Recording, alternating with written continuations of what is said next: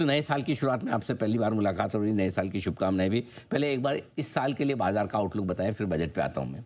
बताएं सर, क्या लग रहा है मार्केट 2026 बेहतर होगा? मेरे को लगता है सर 26 ये जो है ये मार्केट बड़ा सिलेक्टिव होएगा। जो हम लोगों ने 21, 22, 23, 24 में जो देखा कि आप जहाँ भी हाथ रखो कुछ भी खरीदो, कुछ भी चल जाता है। तो मेरा गाना था सर, जहाँ जहाँ आजकल मैं हाथ रखता हूँ वहीं वहीं डबल ट्रिपल मैं कर लेता हूँ। रोज रोज सोचता हूँ क्या नया मैं लूँ, कुछ कोई भी बता दे कुछ भी जाने नहीं दूँ। मतलब संभल संभल के यहाँ पे पांव रख तू, सालों की कमाई मिनटों में हो जाती छू। सही तो बात है। ये मार्केट सर ऐसी जगह है, तो 3-4 साल लोगों ने जो दिवाली मनाई है ना, तो अभी वही एक्सपेक्टेशन रहती है कि हाँ भाई इस साल भी ऐसा होगा। तो हर साल एक सा नहीं होता है। करेक्ट। जो एवरेज देखी जाती है मार्केट की कि आपको 15% मिला या 20% रिटर्न मिला, तो एक 10 साल के टेनर में आपको देखना चाहिए आप। राइट। तो मेरे को लगता है ये साल भी बड़ा सिलेक्टिव जाएगा ये मार्केट। ऐसा नहीं है कि कुछ भी आप ले लेंगे आपको मौका बढ़ेगा, ऐसा मेरे को नहीं लगता।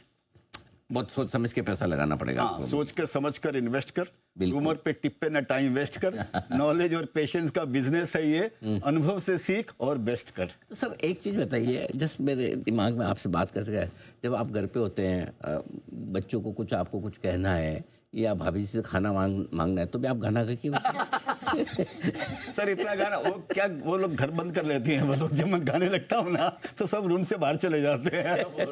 अभी पागल हो गया, अभी गाना। अरे सर क्या बात करें।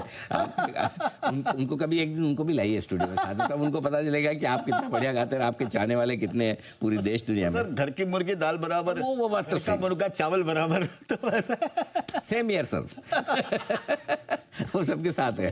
हमारे बंसल जी की भी कहा, हम घर में तो वैसे ही है सिचुएशन, बिल्कुल आप जानते हैं। आइए इस बीच आप चूंकि बजट भी सामने है और बजट से किस तरह की क्या उम्मीदें हैं, जरा एक बार मैं आपसे वो भी जानना चाहता हूँ। क्या लगता है इस बार कुछ वाकई में मार्केट के लिए बहुत अच्छा बजट हो सकता है, इकोनॉमी के लिए क्या कुछ हो सकता है? जनरली ऐसा देखा गया सर कि जैसे इस बार क्या लोगों को जैसे एक्सपेक्टेशन इतनी ज़्यादा है नहीं, जो मेरे को समझ में आ रहा है, जो लोगों को सर्वे या जो लोगों से बातचीत जो करके समझ में आता है, बहुत ज़्यादा उम्मीद तो है नहीं कि इसमें कोई ऐसा कोई रिफॉर्म आ जाए स्टॉक मार्केट के लिए। तो इस बोलकर मेरे को पर्टिकुलर थोड़े बहुत अगर आ भी जाएँ तो, लेकिन जब तक अर्निंग नहीं बढ़ेगी ना, जब तक कंपनियों में ग्रोथ नहीं होगी, अर्निंग नहीं बढ़ेगी, तब तक सर आप कैपिटल गेन टैक्स 0 भी अगर कर देंगे और मेरे को गेन ही नहीं है, तो कैपिटल गेन 0 या 100 है, मेरे को क्या फर्क पड़ता है। तो सबसे ज़्यादा इंपॉर्टेंट है सरकार को, जो मैं इकोनॉमिस्ट नहीं हूँ, तो जो मेरे को ये समझ में आता है कि जब तक जॉब क्रिएशन इंडिया के अंदर में बहुत बड़ी मात्रा में जब तक नहीं होएगा, तब तक थोड़ा इकोनॉमी के लिए थोड़ा सा सेंसिटिविटी जो इकोनॉमी की है वो रहनी चाहिए।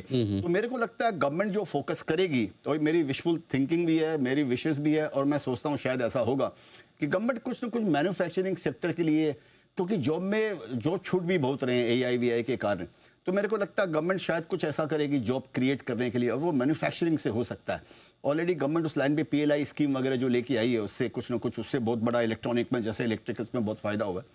उस पर मेरे को लगता है फोकस होएगा गवर्नमेंट का जॉब क्रिएशन पे। जॉब ज़्यादा से ज़्यादा कैसे बन पाए, वो तो सर चलो इकोनॉमी के लिए हुआ। मार्केट के लिए कोई ऐसा सर आपने तो वित्त मंत्री जी को भी सामने सामने गा के सुनाया है जरा, जो मार्केट को एक ही चीज़ चाहिए, टैक्स कम कर दे।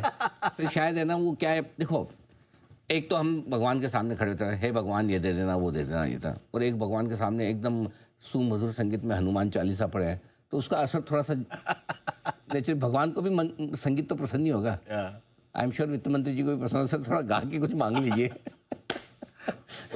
मैडम नाराज हो जाएगी कि होनी होती तो अब तो हो चुकी होती सर, आप पहले सुना चुके हैं। बराबर सुनाए सर। तो मैडम को मैंने बता, कहना है कहना है कहना है कहना है, आज मैडम से पहली बार हो डिविडेंड के ऊपर लेती हो मैडम टैक्स क्यों बार बार। क्या बात है।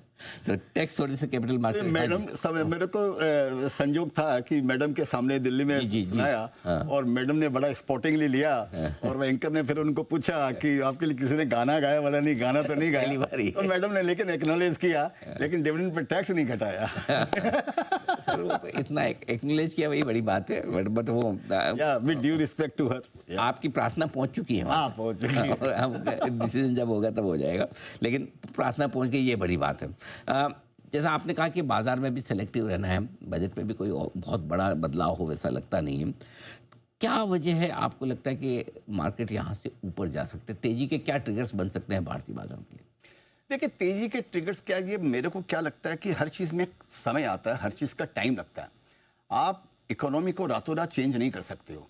अर्निंग में जो स्लो डाउन समझिए जो चल रहा है, और या जो उस अर्निंग को आप अचानक आप उसको बढ़ा नहीं सकते हो, उसके लिए आप रिफॉर्म लाइए। उसमें 6 महीना से 12 महीना लगता है, कोई भी पॉलिसी आने के बाद में वो इम्प्लीमेंट होती है, उसका रिजल्ट आते आते 6 महीना 12 महीना लगता है। तो मेरे को अभी भी यही लगता है कि यहाँ पर सबसे इम्पोर्टेंट ये है कि एक बात मैं और आपको बोलना चाहूँगा कि ये जो 6.5-7% की जो जीडीपी ग्रोथ रेट है ना, मेरे को लगता है हम चाहे अपने आप को बोलते हैं कि हम फास्टेस्ट ग्रोइंग इकोनॉमी है, लेकिन अगर देखेंगे तो फास्टेस्ट के अंदर में अगर हम $4 ट्रिलियन 4-4.5 ट्रिलियन डॉलर की इकोनॉमी है, और हम ये 6.5-7-8% अगर ग्रो करेंगे, हम चाहे थर्ड लार्जेस्ट इकोनॉमी बन जाए, लेकिन थर्ड और सेकंड के बीच में फर्क फर्क है, बहुत बड़ा फर्क। तो ये इतना बड़ा फर्क है, तो हमको अगर कम्पीट करना अगर हमको है तो हमको सेकंड से कम्पीट करना, ना कि हमारे जो पीछे हैं। तो फास्टेस्ट जो है उसके बजाय हमको बेस इतना हमारा बढ़ना चाहिए, वाइड अगर हम बढ़े तो वो मेरे ख्याल से हमारे कंट्री के लिए, देश के लिए अच्छा होएगा।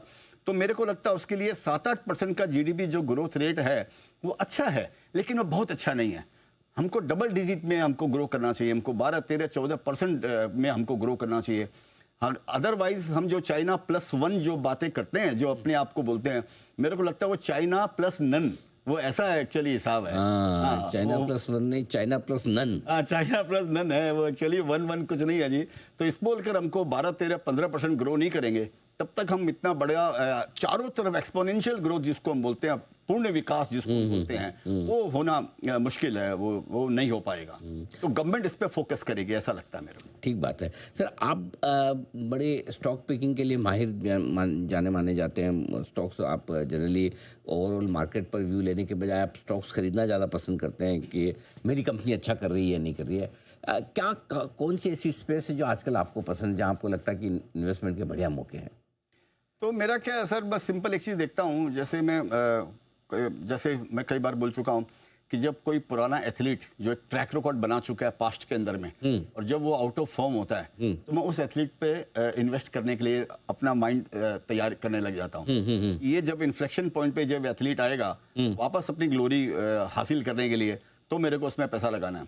मेरे को उसमें जैसे एक सेक्टर समझ में आते हैं, जैसे इंफ्रास्ट्रक्चर के जो सेक्टर हैं, वो एक ग्लोरी में आए थे। ये आप देखिए 2 साल से वो सब सबड्यूड हो गए हैं, और जो शेयर्स हैं इंफ्रा के, वो ऊपर से कोई 1/3 में मिल रहा है, कोई 50% डाउन, कोई 60% डाउन है। और बिना इंफ्रास्ट्रक्चर के इंडिया का विकास हो नहीं सकता है। इसके लिए हम जो ये 4-4.5 से हम जो बातें करते हैं, हम 60 ट्रिलियन हो जाएंगे या 10 हो जाएंगे या 5 हो जाएंगे, वो पॉसिबल नहीं है। तो मेरे को लगता है कि ये इंफ्रास्ट्रक्चर की जो स्टोरी है, ये टर्न अराउंड होनी चाहिए। इसमें टाइम लगेगा, हो सकता है थोड़ा टाइम और 2 महीना, 6 महीना, 1 साल लग जाए, लेकिन ये जरूरी है। तो मेरे को ये एक सेक्टर है जो अच्छा लगता है। और उसके अलावा मेरे को जैसे हॉस्पिटल इंडस्ट्री जो है, ये ओवरऑल ये पूरा इकोसिस्टम मेरे को अच्छा लगता है। जैसे हमारी पॉपुलेशन ग्रो कर रही है, बढ़ रही है, एजिंग जैसे हो रही है, तो अभी भी यंग कंट्री है हम, लेकिन जिस तरह से, तो इसकी डिमांड मेरे को लगता है ये सनराइज सेक्टर इस तरह ये रहनी चाहिए। टूरिज्म मेरे को, मैं पहले भी बोला आपके चैनल पे, टूरिज्म मेरे को अच्छा लगता है।